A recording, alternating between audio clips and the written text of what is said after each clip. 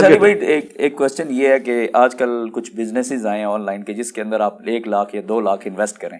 کیڑا بزنس ہے؟ مطلب یہ جو آن لائن بزنسز ہوتے ہیں ٹریڈ کے حوالے سے, اس میں آپ کوئی چیزیں کوئی پیسہ انویسٹ کریں تو وہ آپ کو 20 دن کے اندر مطلب اوریجنل اماؤنٹ آپ کو جس دن کے 5,000 مل رہے ہیں تو اس کے بعد وہ 5-6 مہینے آپ کو اوپر اس اماؤنٹ کے پروفٹ ملتا رہے گا, یعنی کہ ڈیلی کے بیسس پہ آپ کی 5 یا 10 ہزار ارننگ ہے. تو دینی پوائنٹ آف ویو سے یہ جائز ہے؟ یار یہ کون سا دنیا کا میں کاروبار ہے؟ عثمان بھائی نو پہلے میں کراواں نا تاکہ انہوں نے دار ارکم واسطے وقف کر لواں.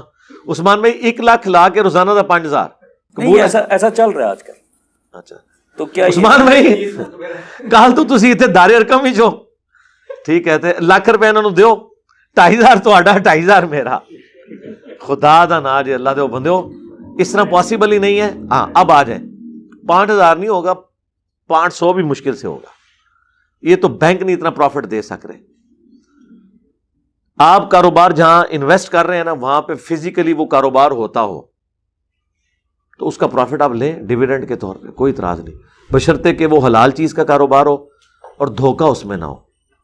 یعنی آپ شیئرز خرید لیتے ہیں پیٹرولیم کے, سونا خرید لیتے ہیں, اس کی قیمت چڑھ جاتی ہے تو حلال ہے, کون اسے حرام کہتا ہے؟ تھیوریٹیکلی نہیں, پریکٹیکلی وہ ہو رہا ہو, وہ کمپنیاں رجسٹرڈ ہوں, کاروبار کرتی ہوں. مجھے سے لے کہ آج کل کافی کاروبار ہیں بٹ کوائن میں اور اس میں انویسٹ کرتے ہیں, اس کا ریٹ اوپر. ہاں تو ٹھیک ہے نا, تو یہ حرام نہیں؟ کیوں حرام ہوگا؟ سونا جو گھر بیٹھے بیٹھے چڑھ گیا وہ حرام ہو گیا؟ مجھے بتائیں. میری شادی کے وقت 15 یا 20 ہزار روپے تولہ تھا, آج وہ 1.5 لاکھ تولہ ہو گیا, تو حرام ہو گیا بیٹھے بیٹھے؟ جی بغیر محنت کے کمائی حرام ہے, تو صحابہ کرام پھر کیا حرام کھاتے رہے؟ انہوں نے تو زمینیں کرائے پہ دی ہوئی تھی, یہودی محنت کرتے تھے, وہ گھر بیٹھ کے کھاتے تھے. سلیپنگ پارٹنر ہونا کوئی ایسا مسئلہ نہیں ہے, مداربہ ہے, مشارکہ ہے, انویسٹمنٹ تو ہے نا آپ کی, تو خود بخود کوئی قیمت بڑھ گئی ہے. آپ نے پلاٹ لیا ڈی ایچ اے میں 80 لاکھ کا, سال بعد ہو گیا 1.5 کروڑ کا, تو حرام ہو گیا؟ ایک ہی سائنس ہے. یہ ڈیلی بیسس پہ جو کمائی آ رہی ہے سود کے زمرے میں نہیں آ رہی. کمائی تو کاروبار سے آ رہی ہوگی نا, فکس ہوگی تو پھر حرام ہوگی.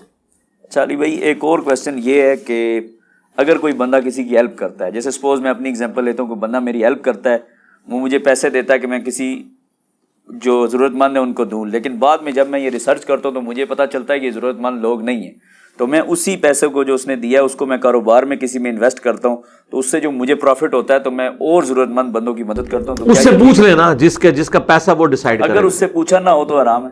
نہیں حرام تو نہیں ہے لیکن جائز بھی نہیں ہے یہ. نہیں اگر وہ میں پیسہ انویسٹ کر کے مزید میرے بھائی اس سے پوچھے نا یار, مجھ سے کیوں پوچھ رہے ہیں آپ؟ اسی سے پوچھیں جا کے. وہ پوچھنا اس لیے ضروری ہے, ہو سکتا ہے وہ ایگری نہ کرے, زیادہ چانس ہے کہ وہ ایگری کر جائے گا, کیونکہ اصل مقصد تو میرا یہی تھا. تو ایک بار اس سے آفیشیلی پوچھ لینا, پوچھے بغیر آپ ڈیسائیڈ نہیں کر سکتے. ہاں یہ ذہن میں رکھیے گا, کیونکہ اس کا مالک وہ ہے, اس نے آپ کو تملیک جو کی تھی وہ وقتی طور پہ گیون سرکمسٹانسز میں کی تھی. ایون اگر کوئی آپ کو کہتا ہے نا یہ لو پیسے, اس کا ایک بکرا خرید کے اللہ کی راہ میں خیرات کرو, اور آپ بکرا خریدنے کی بجائے بکرے کا گوشت خریدتے ہیں, تب بھی آپ خائن ہیں, آپ نے اپنا عہد پورا نہیں کیا.